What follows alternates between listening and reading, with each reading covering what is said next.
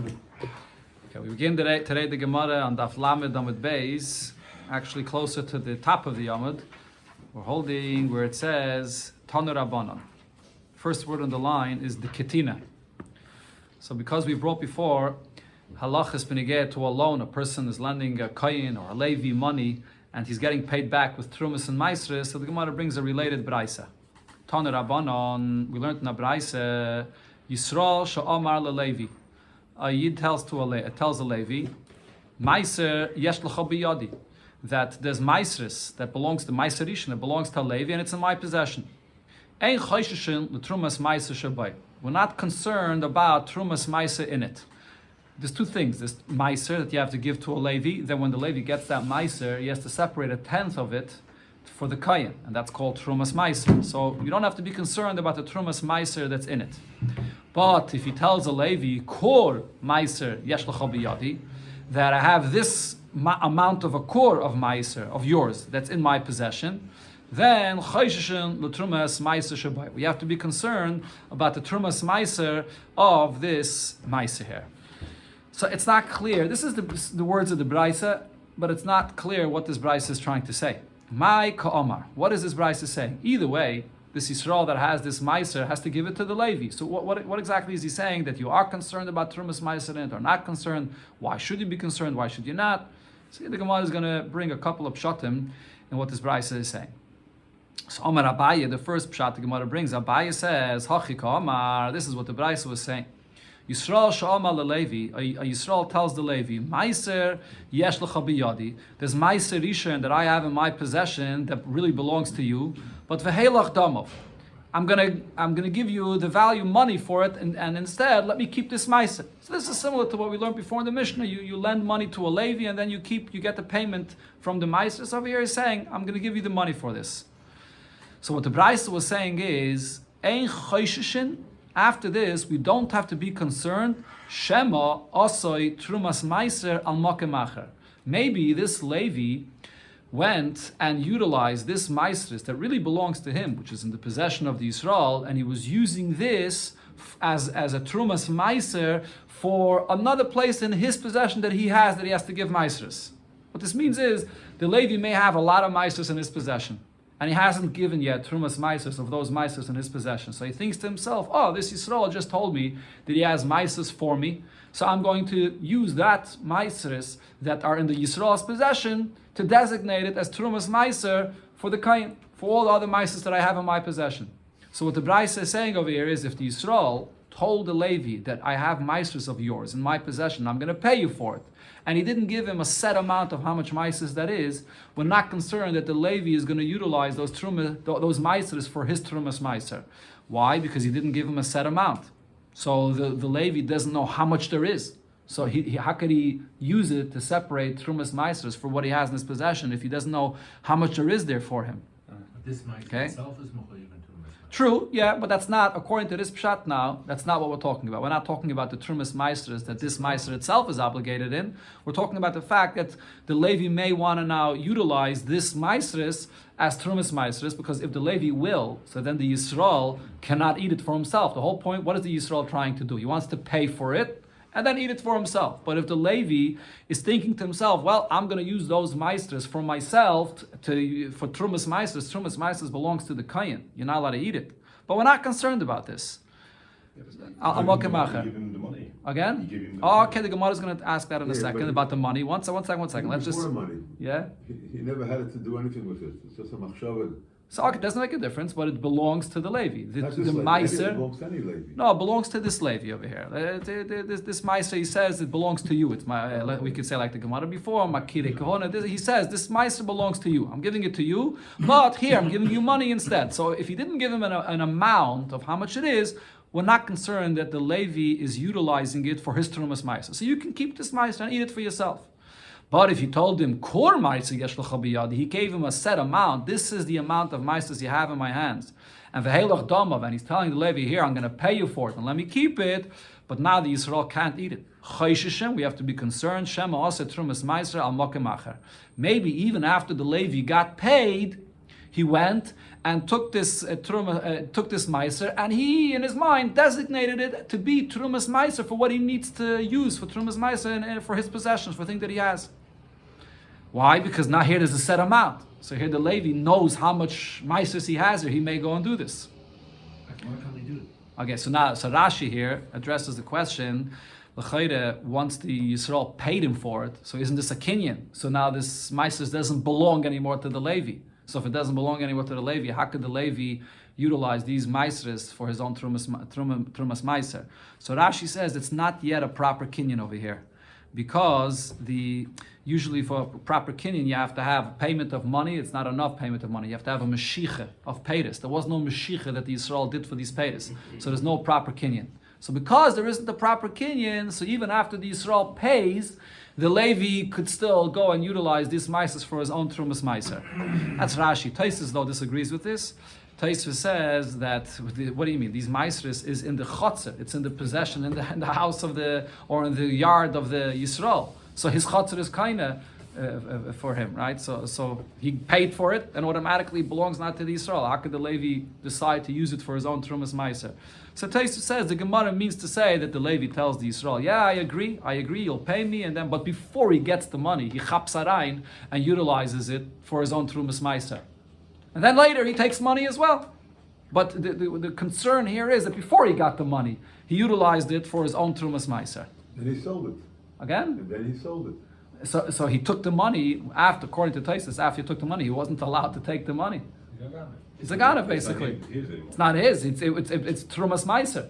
Frag the Gemara. Okay, this is the pshat that Abaye said and the Braisa. So again, the point there is, if there's a set amount, we're concerned that a Levi will do this. If there's not a set amount, we're not concerned because the Levi doesn't know how much there is, so he's not going to do this.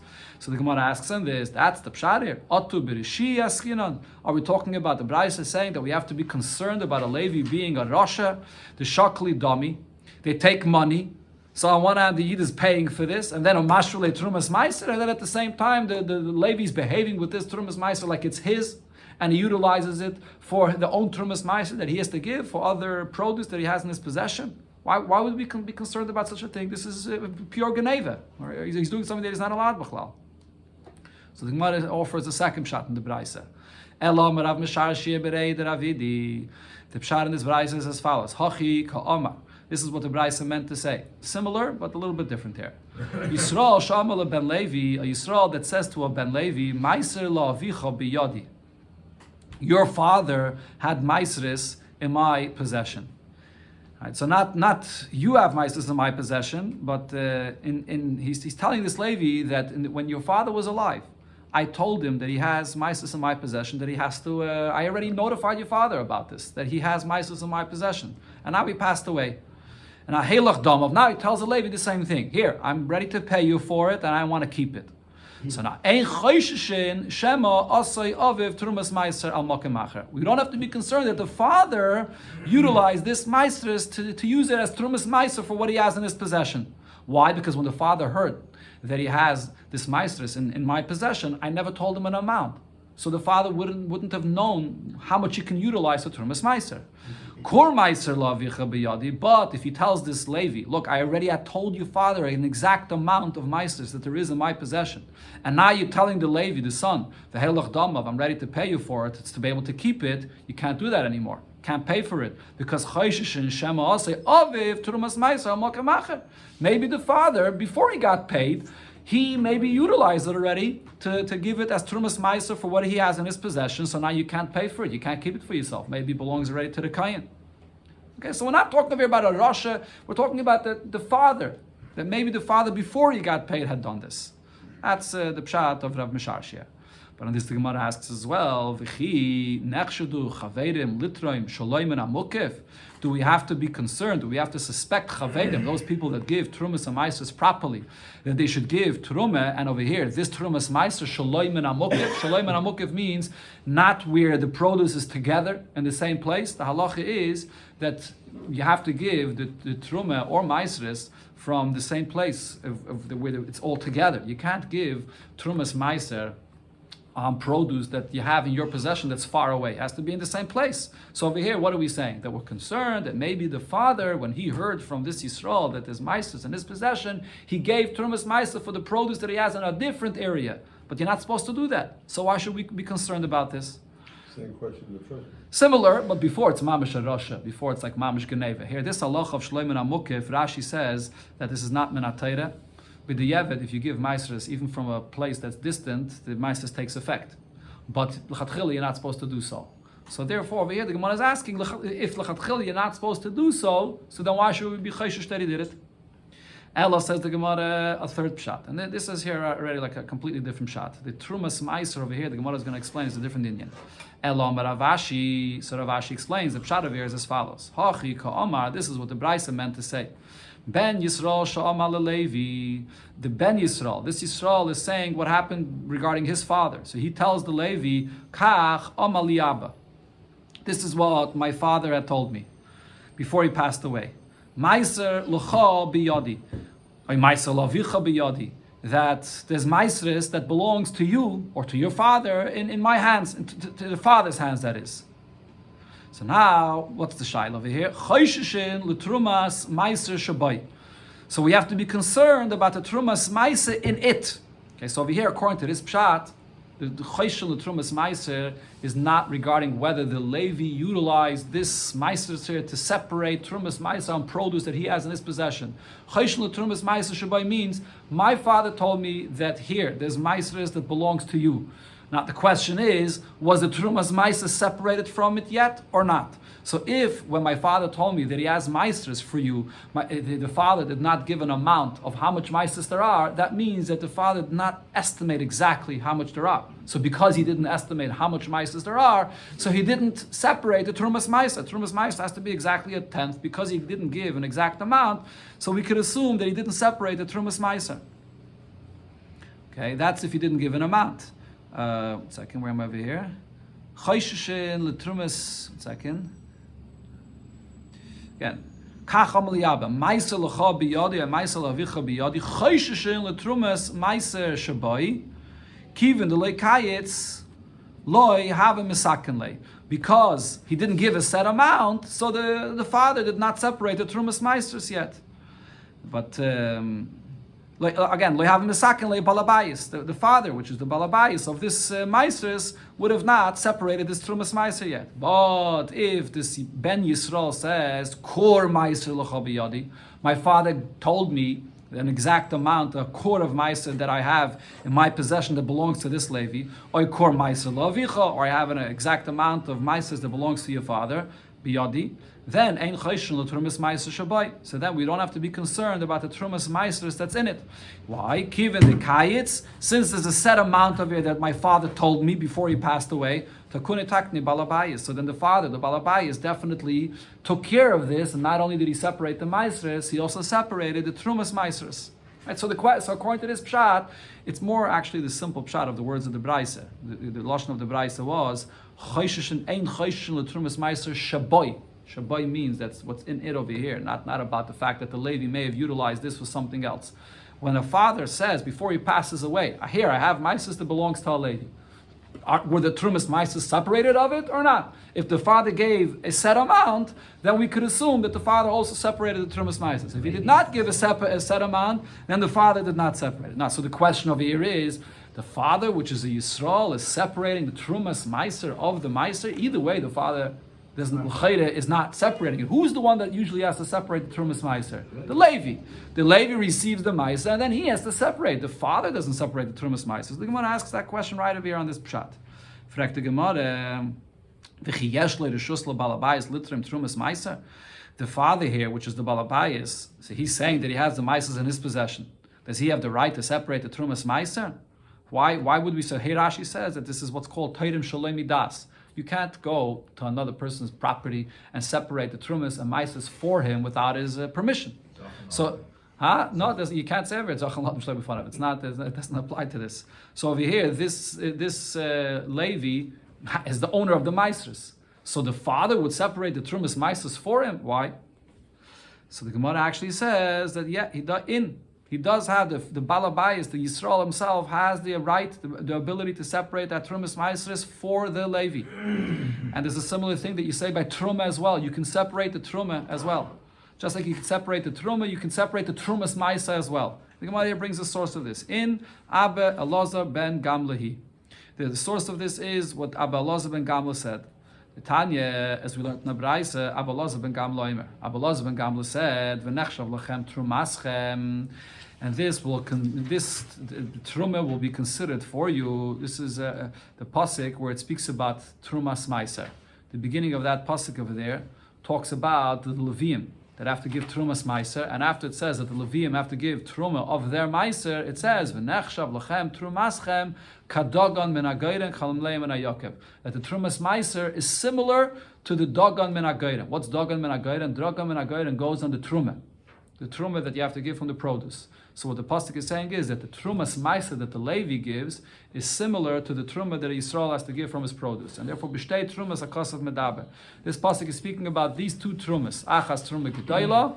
It's speaking about the truma gedayla. That's the continuation of the pasuk when it says dogam and agayren, and v'achas trumas meiser, and it's speaking about the trumas meiser. That's v'nechshav lachem trumaschem. Trumaschem is the truma that the Levi has to give from the truma. So we see over here the pasuk is saying that it should be considered like truma gedayla. We're comparing these two.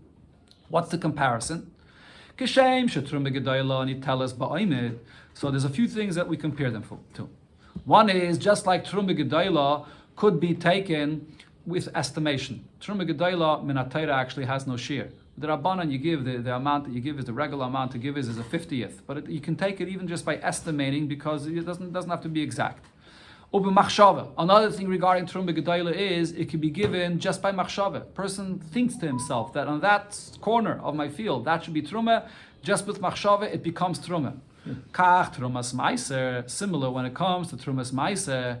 Niteles ba'omedu machshava. You can separate it just by estimation, even though Trumas Meiser is a tenth. It's not like Truma, which is that there's no amount. Trumas Meiser is an amount of a tenth, but nevertheless it could be separated by an estimation. And it could also be separated just through a person's machshava. Okay, so this is two details that you learn out. Okay, this is not yet what's relevant over here for our Gemara, but just a second to stop. The Taisus over here asks an obvious question. Right over here, the Gemara says regarding Trumas Meiser that you can separate it just by estimation. It doesn't have to be an exact amount. If so, in the Gemara before it was discussing regarding when you tell the Levi, I have Meiser for you, whether he gave him a set amount, whether he did not give a set amount. Right over here it says that there's no difference because he anyways could just separate by estimation. So Taisva says that the estimation is something that could be done only by the Levi himself that's separating it. Over here we're talking about the Yisrael that's separating it. So he doesn't want to separate just by estimation because the Levi may lose out from this. So he separates the exact amount. So this Aymed is only shaykh to the Levi himself. But here comes the point that's relevant over here for what the Gemara just asked. How could the Balabais, how could the Yisrael separate the Trumas Meiser? So this is another thing that we learn out from Truma Gedayla. Ukishem sheyesh le'reshus la-Balabais litrem Truma Gedayla. Just like the Balabais is the one that separates the Truma Gedayla for the Kayin. Kach yesh le'reshus la-Balabais litrem Trumas Meiser. The same is with the Trumas Meiser. Even though the Meiser belongs to the Levi, but that's what the pasuk is telling me. That I compare the two to say that the Balabais can separate the Trumas Meiser of this produce. So therefore over here, that's the pshat in this Braise. When you tell a Levi that my father said that there's Meisris of yours in my possession, so it could be that the father also separated the Trumas Meiser. How will we know? If he gave a set amount, we'll assume that the father separated it. If he did not give a set amount, that means the father may have not known exactly how much Meisris there is, so we'll assume that he did not separate it. Okay, the Mishnah here, the next Mishnah is going to be another example of a case regarding what all the previous Mishnahs was talking about, regarding a concept of chazakah. When you have a status now, and there's a concern that it may have changed, but you go according to the status that it was until now. So a person leaves fruits in his possession. What is he leaving those fruits or produce, whatever it is? What is he leaving it for? So like this, in any time, if he has any produce with him and he's traveling somewhere with his produce, so he always relies on that produce that he left in his house, that he can use it to separate Trumas and Meises from it.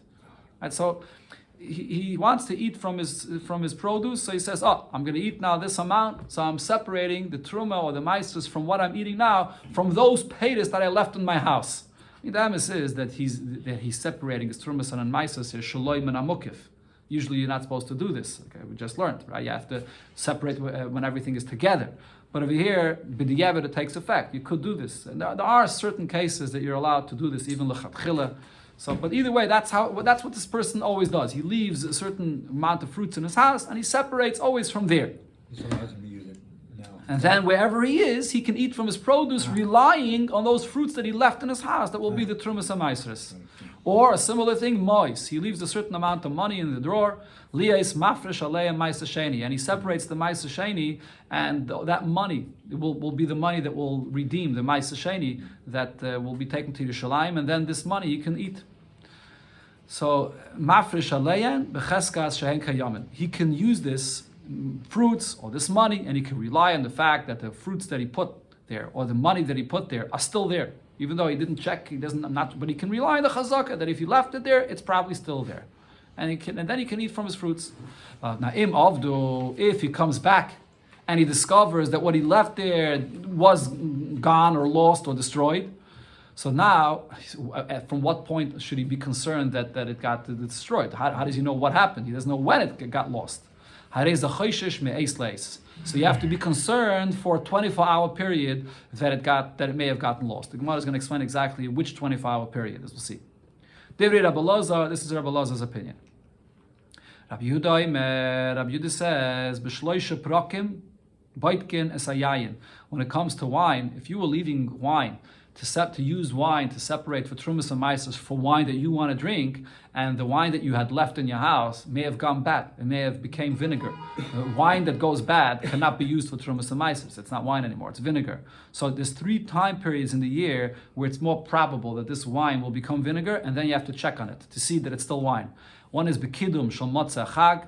There's an eastern wind that blows matzah chag. This is matzah sukkos. So there's a wind that comes in the fall, which is a strong wind that causes it to become sour, to become vinegar. So then you have to check on it. Ubaytzah smader. Another time is regarding the vine when it grows. Tzah smader is when the flower falls off, and it starts budding. Right at the beginning, when the flower falls off and it starts budding, that's the time when you have to check as well. And the third time is b'shas knisas mayim b'baiser, when the grapes are growing and it's a baiser, which means that it's the size of a little unripe grape. Yeah, it's the size of a little bean. Baiser, mayim b'baiser means that it has some juice in it already. If you squeeze it, there'll be some mayim there, some juice in it. So that's also a time period where you have to check the wine to make sure that it didn't become vinegar. When it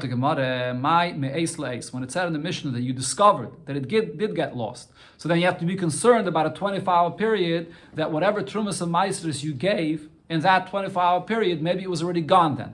But which 24-hour period is this? When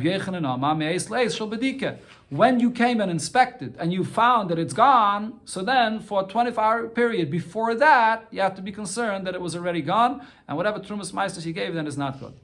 Abelazar ben Antignes, Mishum Rabbi Elazar ben Rabbi Yanai. No, the pshat is different. We're much more stringent about this. What's the me'es le'es? Me'es le'es shel hanoche. Only for one 24-hour period, after you left the fruits there, could you rely on the fact that it's still there. After that 24-hour period, anything following that time period, you already have to be concerned that it's not there anymore.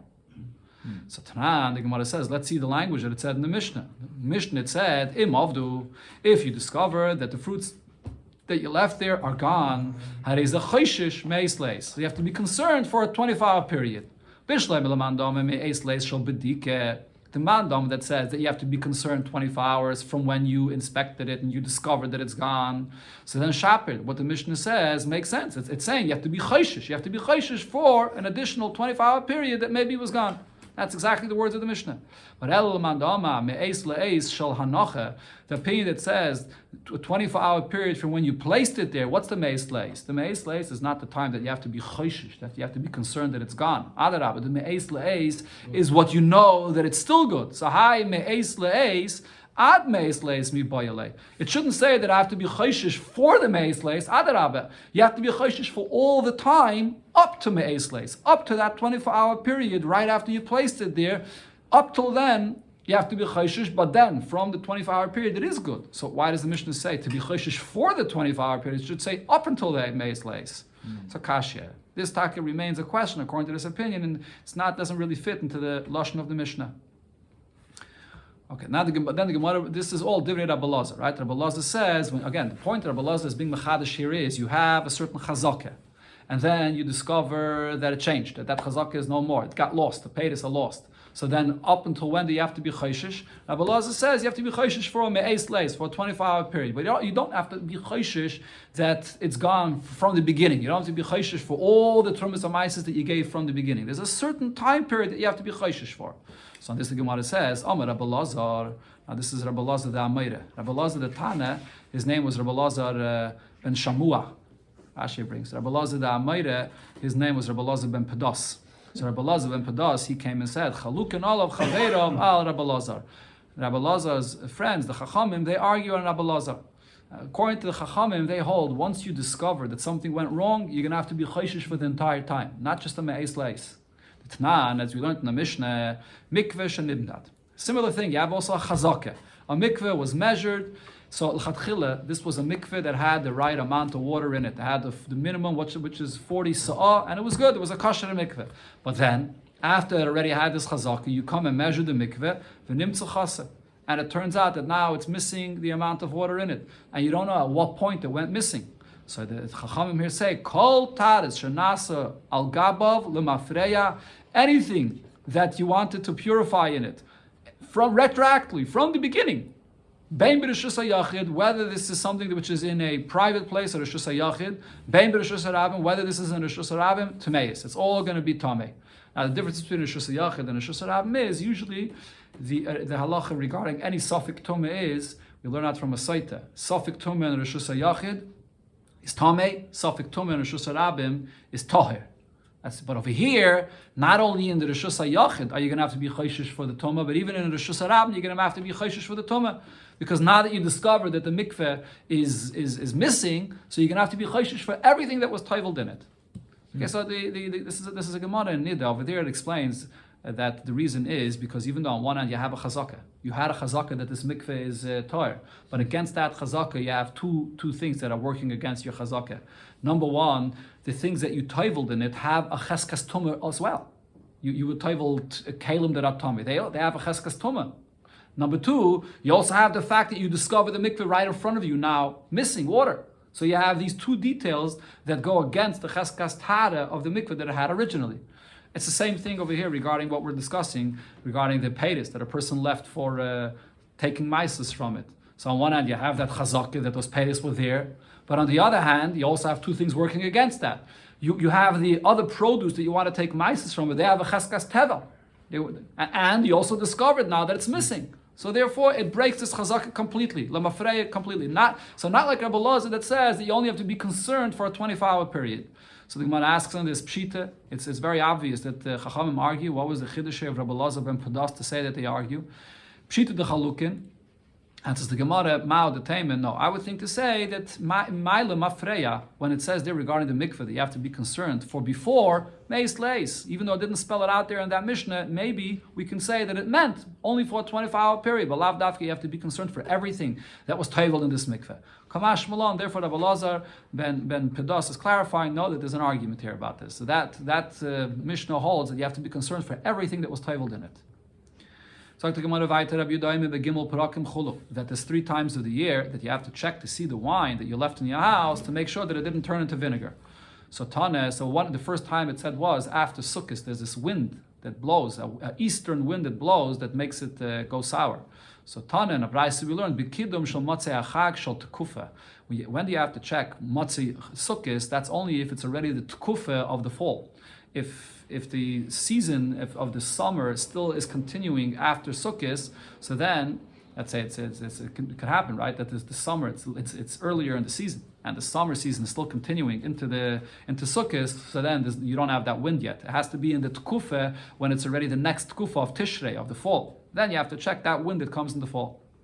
Now, regarding this wind, or this time period, so Tanya Rabbi Yehuda Omer, we learned in the Brayse, Rabbi Yehuda said as follows: Begimel Prakim Meichrin Esatfuah. There are 3 time periods that are the best times to sell tvuah, to sell the grain. Lusnei Azera, before the time of sowing, when people buy a lot of grain and they use the seeds to plant. Ubishas Azera, during the time of when people are sowing. Ubifraisa Pesach, before Pesach. This means 15 days before Pesach. So those are the time periods where the grain everyone needs it and everyone buys it. That's the best time to sell. On Bushloisha Prakim, and there's also 3 time periods in the year when Moichin is Hayayin, when it's the best time to sell the wine. Befreisa Pesach, 15 days before Pesach, Befreisa Tzeres, also before Shavuos, Befreisa Chag, and before Sukkot. Everyone needs wine for Yontif, so that's the best time to sell wine. And V'shemen, the best time to sell oil is Matzeres Ve'elech, from Shavuos onward. So the Gemara asks, L'mai Hilchasa, why is this Brayse telling me these facts? The Brayse is not just telling me things that are relevant for people that are doing business. Amar Rav, V'yiteimer Rav Papa, so Rav Papa said about this, that there's a halacha that comes out of this, L'shutfin. This is Negeya for Shutfin. If you have partners that own grain or they own wine, so the halacha by partners is, one partner can't sell without the permission of another partner. But in these time periods, because this is the best time to sell, everyone wants to buy, and the price is the best and the highest to sell. If a shutif sold without the permission of his partner in this time, so then the other partner could have no tinus against him, because this is the best time to sell. And even if it ends up being that it did become more expensive later, it doesn't matter. He could say, look, I sold in this best time period, so he doesn't have to take permission. Now, Mekan ve'elech mai, the Brayse here gave these times, so we know that before then it's very cheap and it's not good to sell. But after this times, what's then? Amarava kol yom pirkio. After this time, from here going onward, every day is good, is a good season. It's expensive. It's good to sell. Okay, here the Gemara. Here we have a piece of Agadata. The Gemara is going to bring in connection to what we brought about the eastern wind. So we speak about this wind. The pasuk says, this is in Yaina, Vayihi kizroyach hashemesh. The sun was shining on Yaina. Vayimana lekim ruach kadem charishis. The Eibishter brought out the eastern wind, this eastern wind that we were talking about before. So so the pasuk adds this word charishis. What does the word charishis mean regarding this eastern wind? My charishis. Amar Rav Yehuda said, what it means is b'shashim and hasheves. When this eastern wind blows, oiset tlomim b'yam. It creates these piles of waves in the water. So the tlamim is the word charisha, just like when a person plows the field. So he creates the piles, the furrows in the ground, and the piles of the earth. So similar, the wind causes the waves in the water. Right. So that's the taich of what this eastern wind does. Amar Rav Yehuda, Rabbi asked Rav Yehuda about this pshat. If so, how does this connect to the continuation of the pasuk? After the Eibishter blew this wind on Yaina, what does it say? Vatach Hashem shel reish Yaina. Then there was the sun shined on the head of Yaina, vayisalof, and he fainted. So it's not. So what's negei here? How is this connected to the fact that it creates the waves in the water? If the point of here that it's saying that it became very hot and that he fainted. So therefore Rabbi says, when this eastern wind blows, it takes away, it quiets down all other winds from it. Because this eastern wind is such a hot wind, so therefore it takes away the effect of all other winds. So the word charishis in the pasuk means it quiets down all the other winds. We could see this also in another pasuk where it says, your clothing became very hot, when the west, Dorim is the southern wind. When the Eibishter takes away the southern wind. So what's the pshat of this? Amarav tachlife, barav chiste, amarav chiste. So he said in the name of Chiste, Eimesai b'gedecha chama. When do you get very hot? B'shosh hashket eretz midorim. When the Eibishter quiets down the wind that comes from the south. Shebishosh menasheves. When the eastern wind blows, it takes away the effect of all the other winds. All the other winds bring a breeze, they bring a cool air, but when you have the eastern wind, it takes away that cool wind that there is, and it gets very hot. Rav Huna and Rav Chista were sitting together. Gniva passed by them. So one of them said to his friend, let's get up for the Bar Orion. Let's get up for Geniva because he's a Talmud Chacham. So the other said to him, Mikamei Palga Nekam. We should get up for Geniva, which is a person that causes fights. So even though he was a Talmud Chacham, but he's a Baal Machlekes. We see this actually in the Gemara before. We learned it on Daf Zayin. The Gemara there brought a story about Mar Ukve, that there was someone that was annoying him and oppressing him, at kedei kach, that he wanted to report him to the government, and eventually Geniva died because of this, because he was mamish making Mar Ukve crazy. He couldn't learn Torah. So he was a Talmud Chacham, but he was a big Baal Machlekes. So they said, why we should not get up for him. Adachi, in the between, As Iyu Gabayu. So Geniva came towards Rav Huna and Rav Chisda, and Amalahu, he said to them, B'mayas Kisu, what are you talking about? Amrulay, they told Geniva, Beruchais, we're talking about the different winds that the Eibusher brings in the world. Amalahu, so Geniva told them, Hachi Amar, Rav Chanan, Barava, Amar Rav. There are 4 winds from the 4 directions of the wind that blow every day. And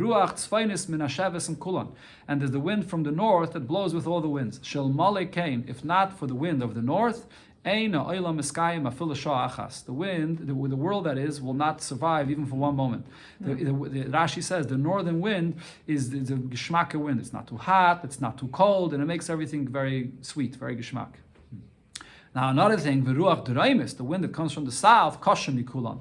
That's the wind that's very difficult for the world. Vilmali ben netz ma'mida, if not for ben netz, which is a malach that is called ben netz, like the shape of a bird of the nets. So if he would not stop this wind coming into the world, machrefas kol ha'olam kulam mipanah, this southern wind would destroy the entire world. Shanema, as we see from a pasuk, it says, Hami binoscha, it's from the Eibishter's wisdom, he created yaver nets, Yifres Kanaf of Lataiman. So there's this malach, which is like a netz, which is a kind of bird, that spreads out his wings, he flies and he spreads out his wings to Taiman, which is the south, to stop this southern wind of destroying the world.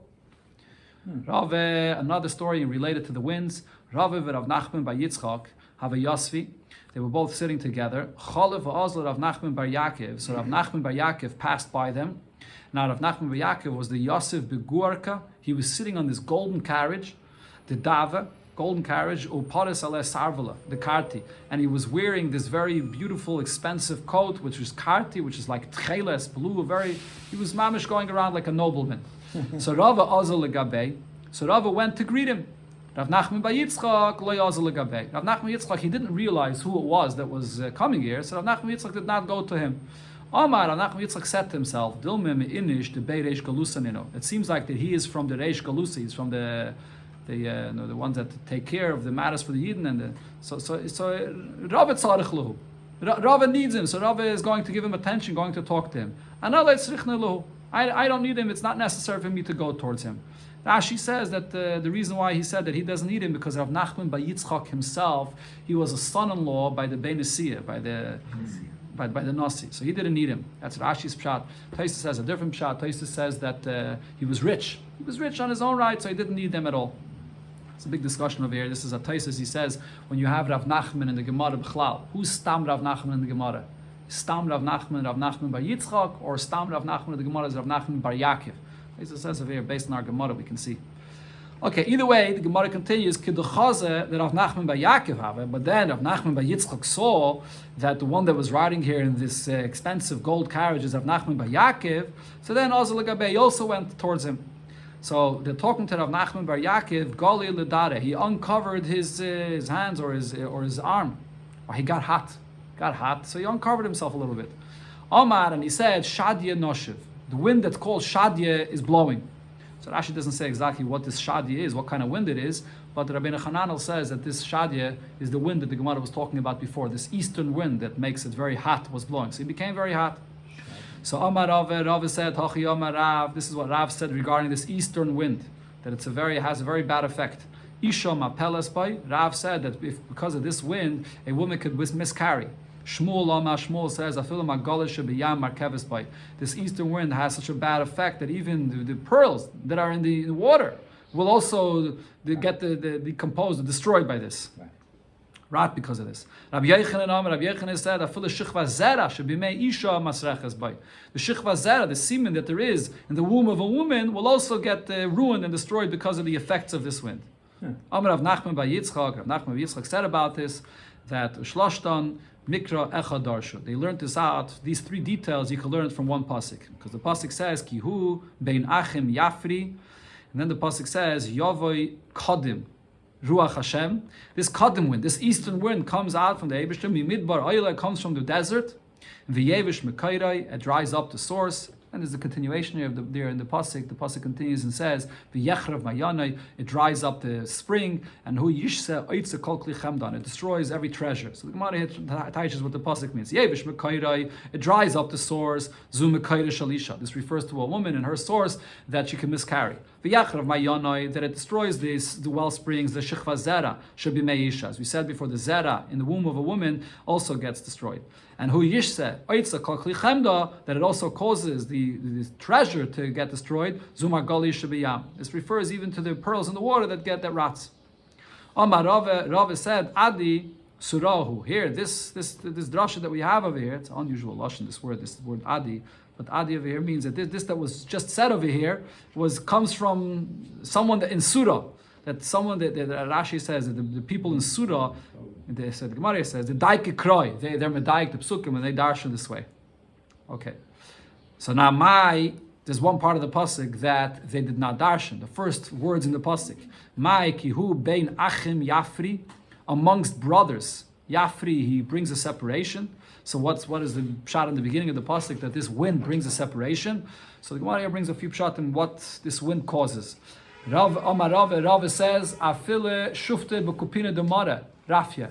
When you have the handle of a shovel, so the handle has to go into the shovel, so there's a hole in the place where it goes in. This wind causes the wood to dry up, and therefore it creates sort of a separation that the handle comes out from gets loose from the shovel.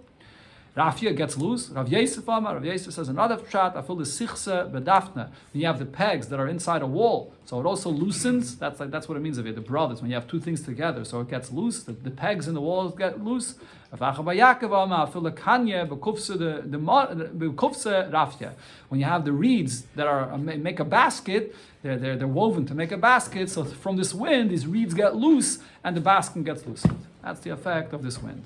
Hadran Allah Kol the conclusion of the third Perek of Masechta Gittin.